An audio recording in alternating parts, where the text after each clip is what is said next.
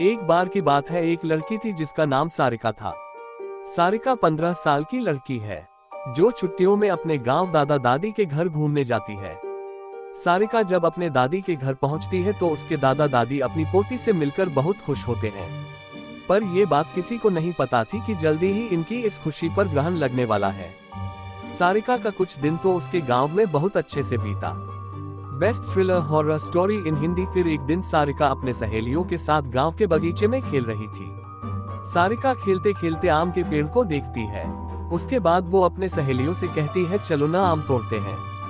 सारिका ढेले से आम को तोड़ने की कोशिश करती है और उसका ढेला आम पर लग भी जाता है, जिससे आम गिर जाता है।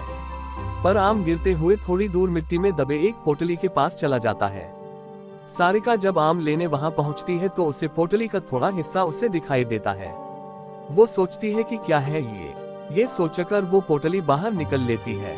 उस पोटली को खोलकर देखती है तो उसे उसमें कंगन मिलते हैं जो बहुत पुराने दिख रहे होते हैं। सारिका को तो पता भी नहीं था कि ये कंगन उसकी जिंदगी का सबसे भयानक हिस्सा बनने वाला है। वो कंगन उसे अपने और आकर्षित कर लेता है, जिसकी वजह से वो उस कंगन में अपने घर लेकर चली आती है। सारिका क्यों डर जाती है दादी की बातों से। घर आकर वो ये सारी बातें अपनी दादी को बताती है और वो कंगन भी दिखाती है। फिर दादी ने जो कहा वो सुनकर सारिका डर से कांपने लगती है। New horror stories in Hindi. दादी कहती है कि वो पोटली कोई आम पोटली नहीं थी, वो एक चुड़ैल की पोटली थी। तुमने ये कंगन उस पोटली से निकालकर उस चुड़ैल को गुस्सा दिला दिया है। वो तुम्हारे पास जरूर आएगी।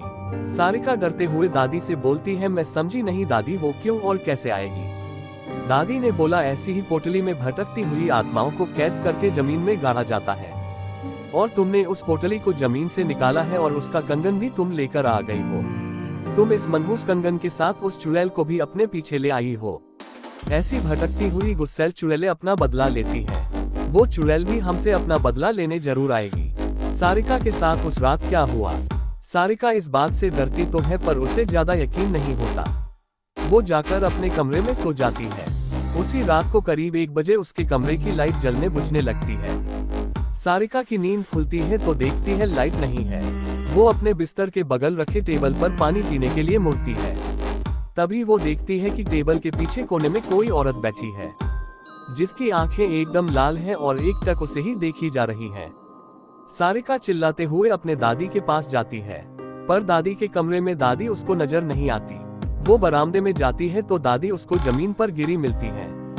सारिका अपने दादा को खोजने जाती है पर उसके दादा उसे कहीं नजर नहीं आते। जब वो पूरे घर में अंधेरे में खुद को अकेला पाती है तो डर के मारे बेहोश हो जाती है। सुबह उसकी नींद खुलती है तो उसे अपने दादा दादी दिखते हैं। वो अपने दादी को सारी कहानी बीते रात की बताती है। दादी बोलती है, हम दोनों अपने कमरे में ही थे। दादी सब समझ गई। उन्होंने बोला, ये सब उस चुड़ैल का किया है। वो कंगन उस पोटली में वापस रखना होगा वरना वो यहाँ से नहीं जाएगी। सारिका बोलती है, चलो ना दादी, अभी कंगन रख आते हैं। दादी बोलती है, नहीं, उस चुड़ैल से पीछा छुड़ाना है तो तुम्हें अकेले ही वो भी रात में जाकर उस कंगन को वहाँ रखना होगा क्योंकि वो तुम्हारे पीछे है। सारिका हिम्मत करके कहती है, ठीक है, मैं जाऊंगी। दादी ने बोला, ये सब वो चुड़ैल इतनी आसानी से नहीं करनी देगी। इसलिए दादी ने उसे रात में जाने से पहले एक मंत्रों से युक्त ताबीज उसके हाथ पर बांध देती है। क्या सारिका चुड़ैल से पीछा छुड़ा पाए। अब सारिका रात होने के बाद अकेले बगीचे की तरफ निकलती है। थोड़ी देर बाद उसे किसी के रोने की आवाज सुनाई देती है। पर दादी ने कहा था, वो चुड़ैल तुम्हें अपनी तरह आकर्षित करेगी। तुम उसकी तरफ ध्यान मत देना वरना वो तुझे अपने कब्जे में कर लेगी। एक बार उसने तुम्हें अपने कब्जे में कर लिए तो फिर कोई कुछ नहीं कर पाएगा। वो तुम्हें मार भी सकती है। सारिका इस बात का ध्यान रखते हुए ईयरफोन लगा लेती है और गाना सुनते हुए चलने लगती है। तभी कुछ दूर जाने पर उसका मोबाइल काम करना बंद कर देता है। फिर भी वो चलती रहती है और उस पोटली के पास पहुंच जाती है।